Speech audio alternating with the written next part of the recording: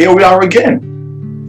Well, remember in chapter 1 of George's Marvelous Medicine, we left George dashing into the kitchen. Chapter 2, the marvelous plan. George sat himself down at the table in the kitchen. He was shaking a little. Oh, how he hated Grandma. He really hated that horrid old witchy woman. And all of a sudden, he had a tremendous urge to do something about her. Something whopping. Something absolutely terrific. A real shocker. A sort of explosion. He wanted to blow away the witchy smell that hung about her in the next room. He may have been only 8 years old, but he was a brave little boy. He was ready to take this old woman on. I'm not going to be frightened of her, he said softly to himself. But he was frightened.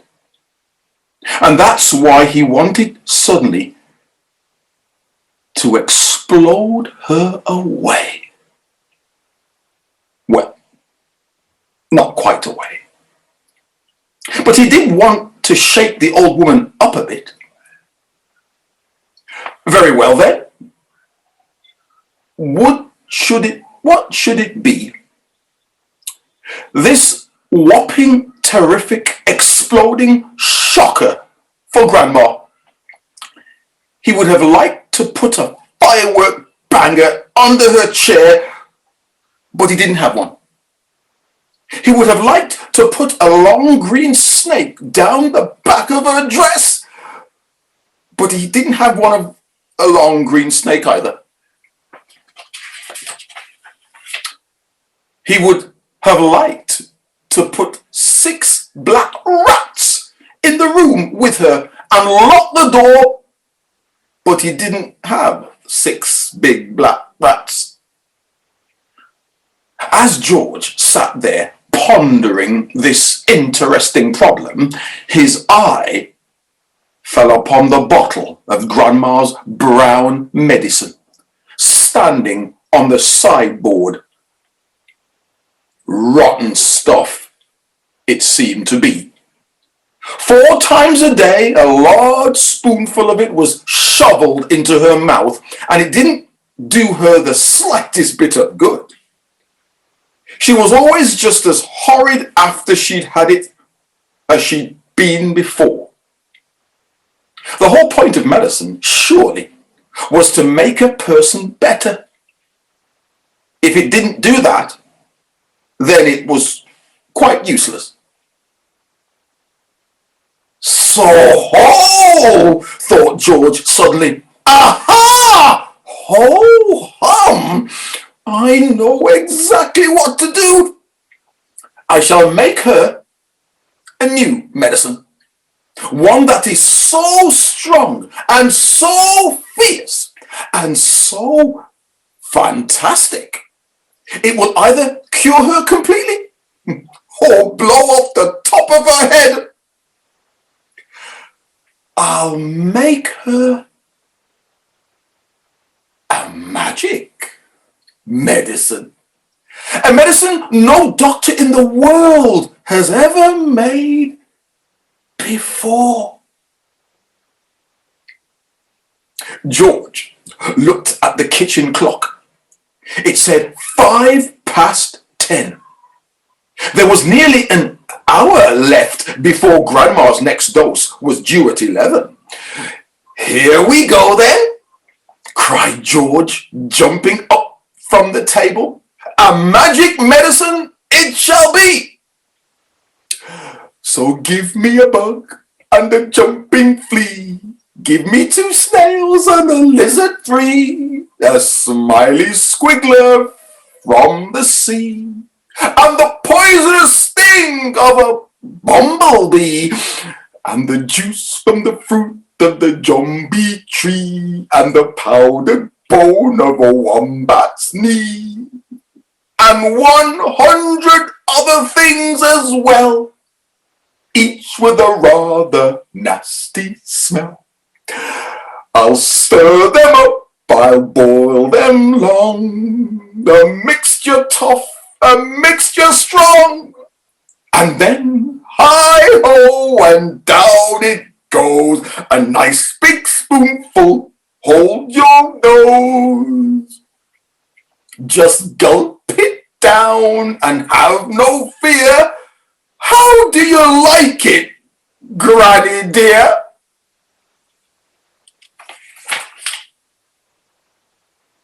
Will she go pop? Will she explode? Will she go flying down the road? Will she go poof in a puff of smoke, start fizzing like a can of Coke? Who knows? Not I. Let's wait and see. I'm glad it's neither you nor me. Oh, Grandma, if you only knew what I have got in store for you.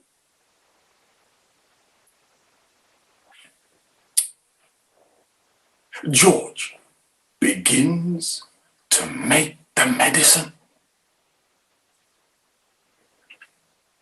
George took an enormous saucepan out of the cupboard and placed it on the kitchen table. "George!" came the shrill voice from the next room. "What are you doing?" "Nothing, Grandma," he called back. "You needn't think I can't hear you just because you closed the door. You're rattling the saucepans." "I'm just tidying the kitchen, Grandma." Then there was silence. George had absolutely no doubts whatsoever about how he was going to make his famous medicine. He wasn't going to fool about wondering whether to put in a little bit of this or a little bit of that. Quite simply, he was going to put in everything he could. There would be no messing about, no hesitating, no wondering whether a particular thing would knock the old girl sideways or not. The rule would be this: whatever he saw, if it was runny or powdery or gooey, it went in. Nobody had ever made a medicine like that before. If it didn't actually cure Grandma, then it would always cause some exciting results. It would be worth watching. George decided to work his way round the various rooms one at a time and see what they had to offer. He would go first to the bathroom. There are always lots of funny things in a bathroom.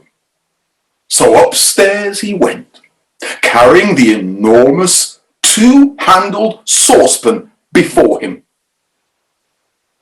In the bathroom, he gazed longingly at the famous and dreaded medicine cupboard. But he didn't go near it. It was the only thing in the entire house he was forbidden to touch. He had made solemn promises to his parents about this, and he wasn't going to break them. There were things in there, they had told him, that could actually kill a person. And although he was out to give Grandma a pretty fiery mouthful, he didn't really want a dead body on his hands. George put the saucepan on the floor and went to work. Number one was a bottle of labelled golden gloss hair shampoo. He emptied it into the pan. That ought to wash her tummy nice and clean, he said.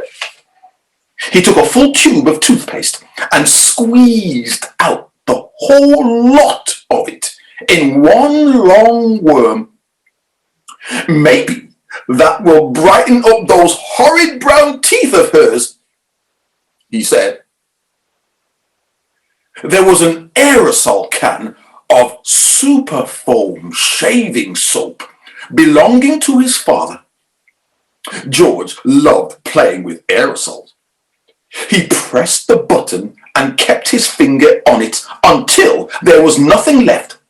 A wonderful mountain of white foam built up in the giant saucepan.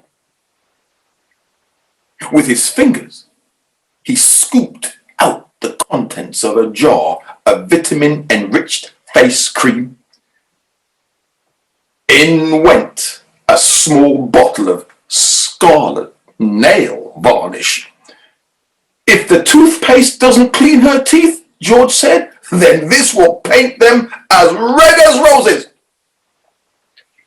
He found another jar of creamy stuff labeled hair remover. Smear it on your legs, it said, and allow to remain for 5 minutes. George tipped it all into the saucepan. There was a bottle with yellow stuff inside it called Dishworth's famous dandruff cure. In it went. There was something called Brilident for cleaning false teeth. It was a white powder. In that went too. He found another aerosol can. Nevermore Ponking deodorant spray, guaranteed, it said, to keep away unpleasant body smells for a whole day. She could use plenty of that, George said, as he sprayed the entire canful into the saucepan. Liquid paraffin, the next one was called. It was a big bottle. He hadn't the faintest idea what it did to you, but he poured it in anyway. That, he thought, looking around him, was about all from the bathroom.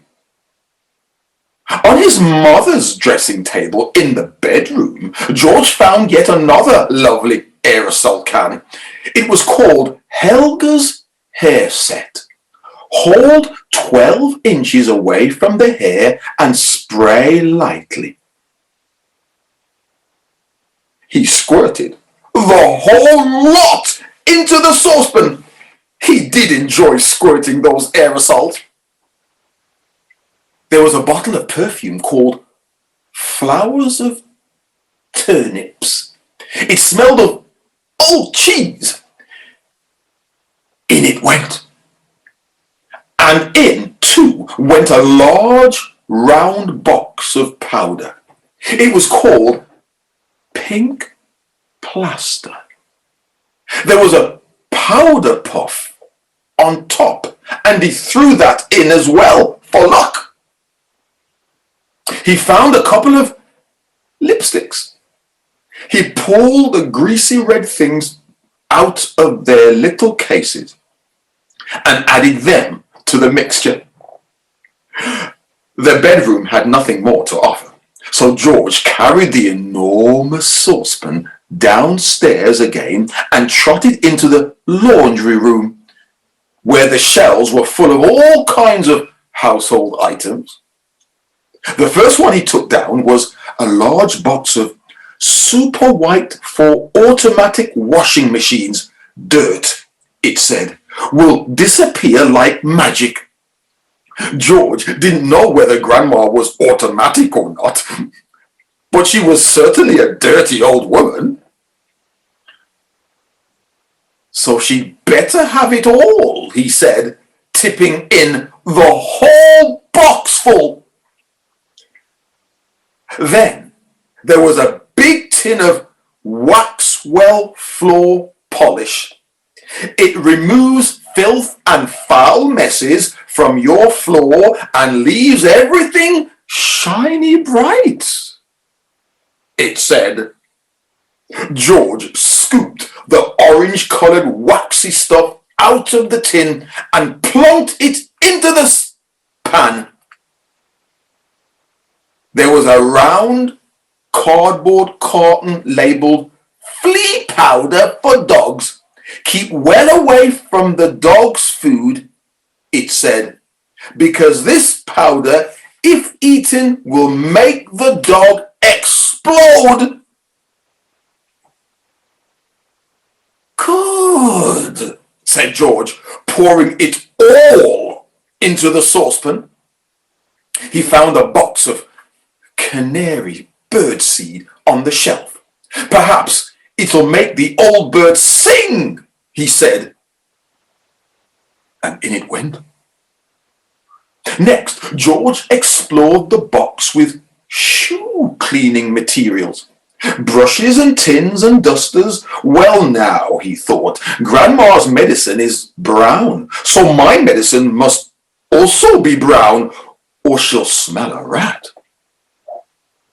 The way to colour it, he decided, would be with brown shoe polish. The large tin he chose was labelled dark tan. Splendid!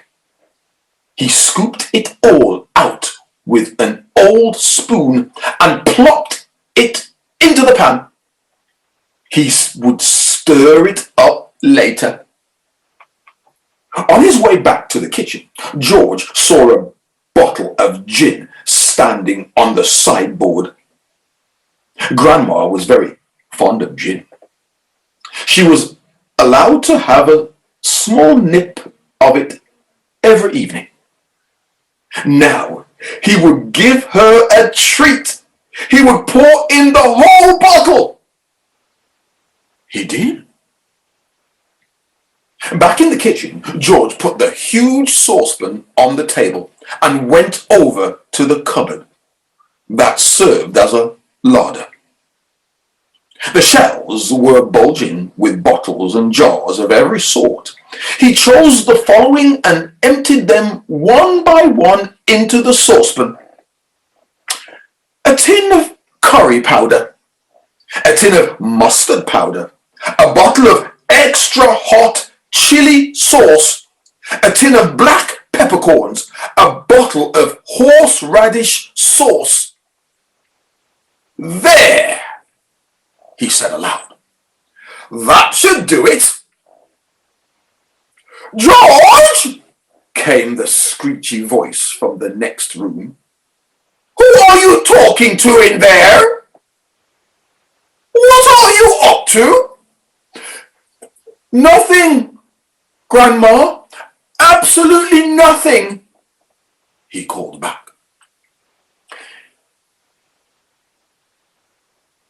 Is it time for your medicine yet? No, Grandma, not for about half an hour. Well, just see you don't forget it. I won't, Grandma, George answered. I promise I won't. At this point, George suddenly had an extra good wheeze. Although the medicine cupboard in the house was forbidden ground, what about the medicines his father kept on the shelf in the shed next to the hen house? The animal medicines. What about those?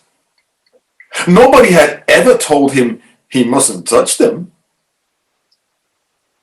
Let's face it, George said to himself.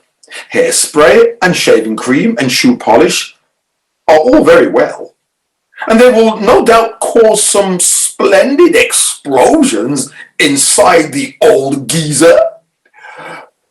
But what the magic mixture now needs is a touch of the real stuff.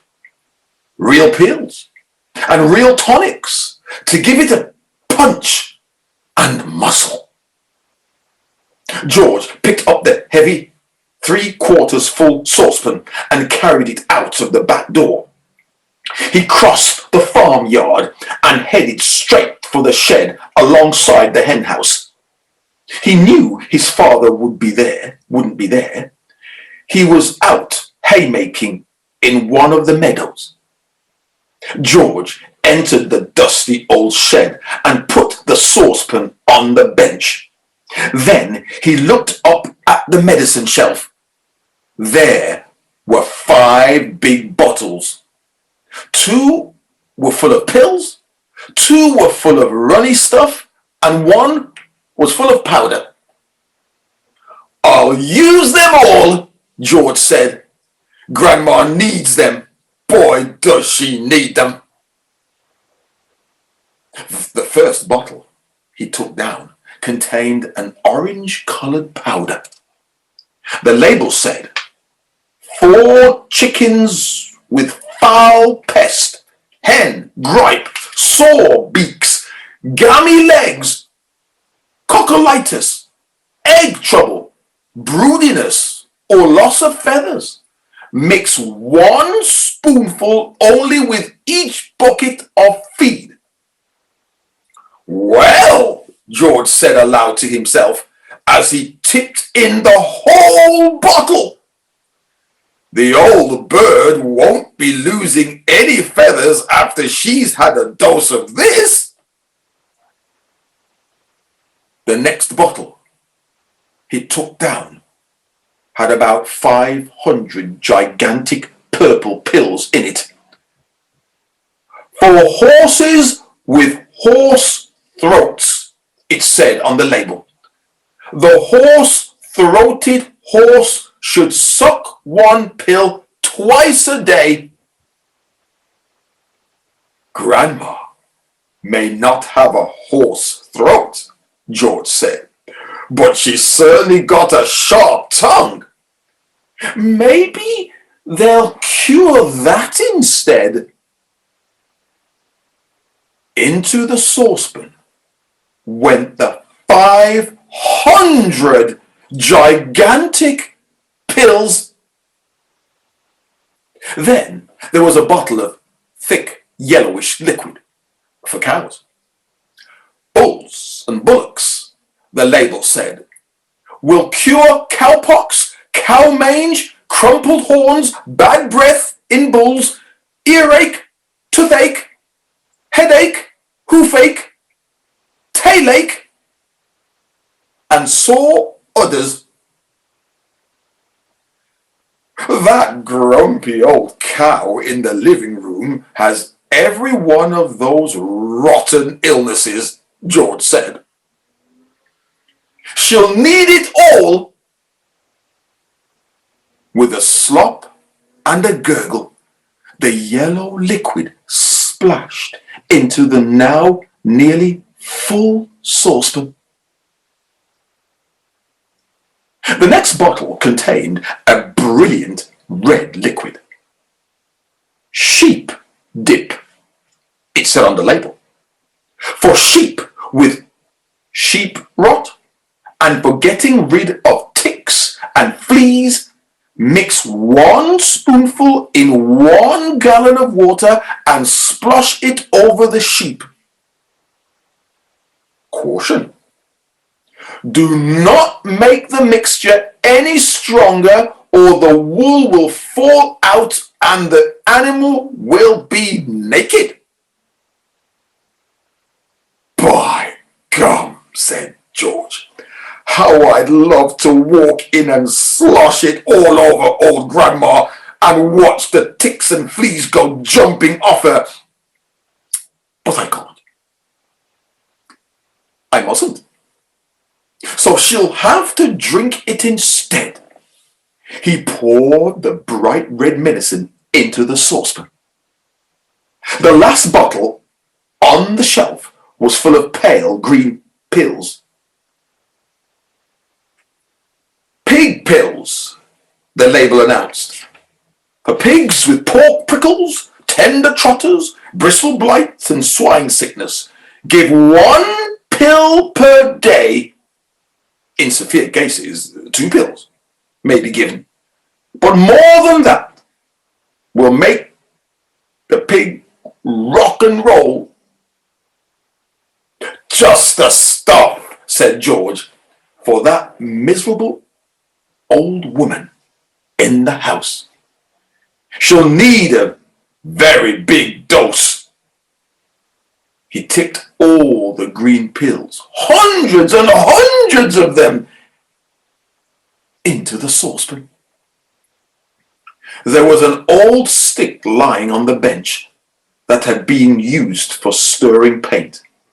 George picked it up and started to stir his marvelous concoction. The mixture was as thick as cream, and as he stirred and stirred, many wonderful colors rose up from the depth and blended together. Pinks, blues, greens, yellows, and browns. George went on stirring until it was all well mixed, but even so, there were still hundreds of pills lying on the bottom that hadn't melted. And there was his mother's splendid powder puff floating on the surface. I shall have to boil it all up, George said. 1 good quick boil on the stove is all it needs. And with that, he staggered back toward the house with the enormous, heavy saucepan. On the way, he passed the garage, so he went in to see if he could find any other interesting things. He added the following: half a pint of engine oil to keep Grandma's engines going smoothly, some antifreeze to keep her radiator from freezing up in winter, a handful of grease to grease her creaking neck. Then back to the kitchen. Well, we'll find out what happens next when Grandma tastes the medicine. Well, until next time, bye-bye for now.